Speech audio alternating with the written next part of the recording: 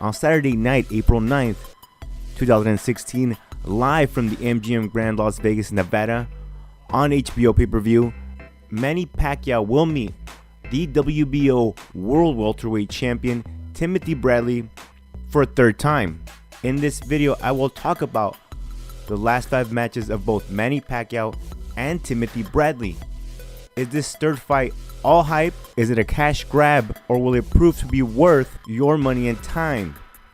Last 5, Pacquiao versus Bradley 3. How did we get here? First, Timothy Bradley. On October 12th of 2013, Bradley met Juan Manuel Dinamita Marquez, who is Manny Pacquiao's greatest rival, and this was after Juan Manuel Marquez had knocked out Manny Pacquiao. Surprisingly, Marquez could not find Bradley in the fight and was outgunned, losing a split decision, 115-113, 116-112, 113-115 to Tim Bradley. Next for Tim Bradley, in April of the following year, he met Manny Pacquiao for a second time to prove the doubters wrong and prove that his victory over Manny Pacquiao wasn't a fluke. Unfortunately, that was not the case. Manny Pacquiao pummeled Tim Bradley, stopped most of his shots, and won a unanimous decision and his belt back from the Desert Storm. Following the Manny Pacquiao loss, it almost seemed like Top Rank was trying to give back that confidence to Timothy Bradley. They set up a match on December 12th of 2014 against Diego Chavez.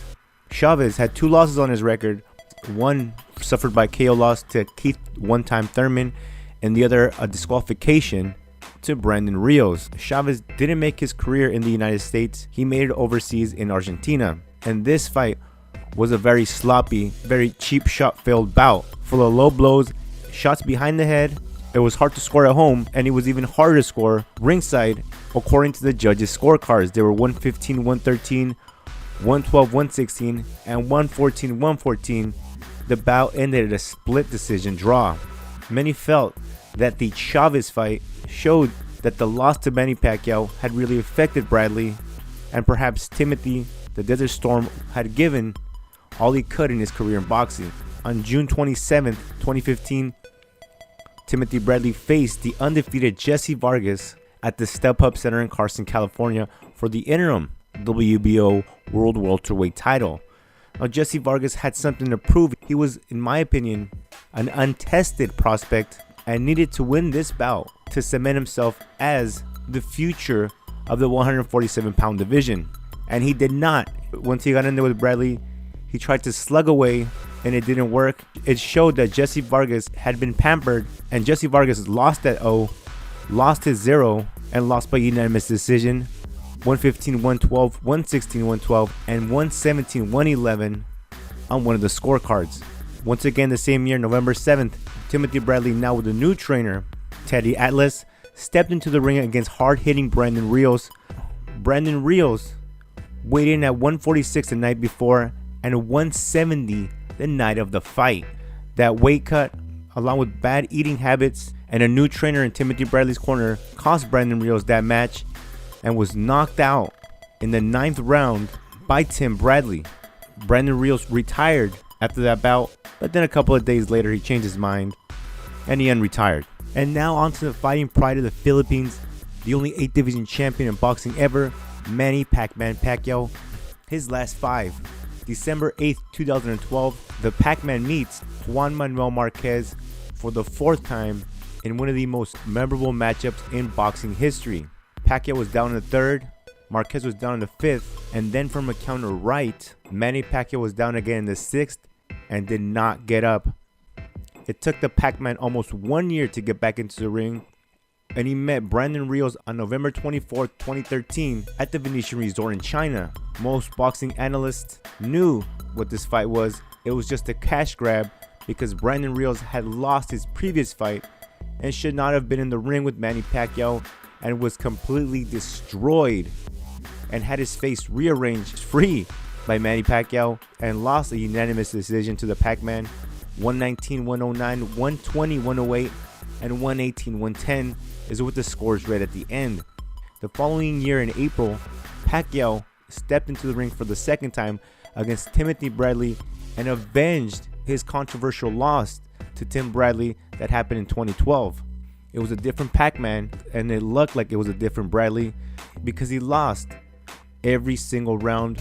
And you could see it when Glenn Trobage's scorecard was turned in, and it was 118-110 for Manny Pac-Man Pacquiao.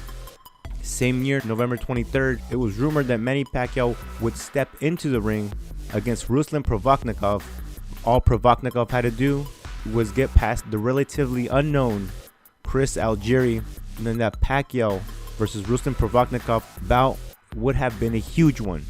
Unfortunately, the unknown Chris Algieri outboxed Ruslan Provodnikov and was thrown into a pay-per-view main event in China against one of the most brutal boxers in recent memory. Chris Algieri was obliterated like the Pac-Man of old would obliterate guys in this match. Chris Algieri was dropped, I believe, 6 times and had no plan on how to fight Manny Pacquiao. The scorecards for that fight were 119-103 twice and 120-102. And finally, 7 years in the making, the biggest fight that could be made in boxing was finally made. On May 2nd, 2015, Manny Pacquiao met Floyd Mayweather Jr. for the WBC World Welterweight title, the WBA Super World Welterweight title, and the WBO World Welterweight title. Floyd Mayweather showed up. Manny Pacquiao did not show up. He had no response and no idea what to do when Floyd Mayweather used the ring. He had no response to Floyd Mayweather's Philly shell, and he had no response to Floyd Mayweather's counterattacks. Pacquiao did have flurries in the early rounds, but toward the end, it was just another Floyd Mayweather fight. 12-round unanimous decision loss for Manny Pacquiao. 2 judges had it 116-112 for Floyd Mayweather.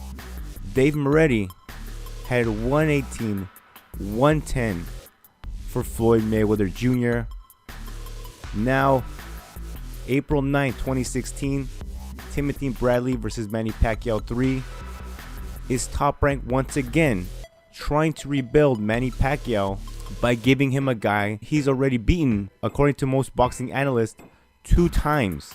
Will Teddy Atlas in the corner of Tim Bradley mean anything besides motivation? And the last 5, Tim Bradley has faced 2 real opponents. That's Juan Manuel Marquez and Manny Pacquiao. He beat Marquez and he lost to Manny Pacquiao. He got a draw against a relatively unknown guy, a win over a prospect, and a win over Brandon Rios, who weight drained himself and doesn't take boxing seriously. Manny Pacquiao's last 5, he's fought 2 legitimate guys. He's lost to both of them, one by KO, one by unanimous decision, wide unanimous decision. He's beaten that same guy Tim Bradley has, Brandon Rios. He beat an unknown fighter, Chris Algieri. Hell, he's even beaten Tim Bradley. In your opinion, knowing the last 5 guys that they fought, is this fight a cash grab, or is this fight worth your time and money?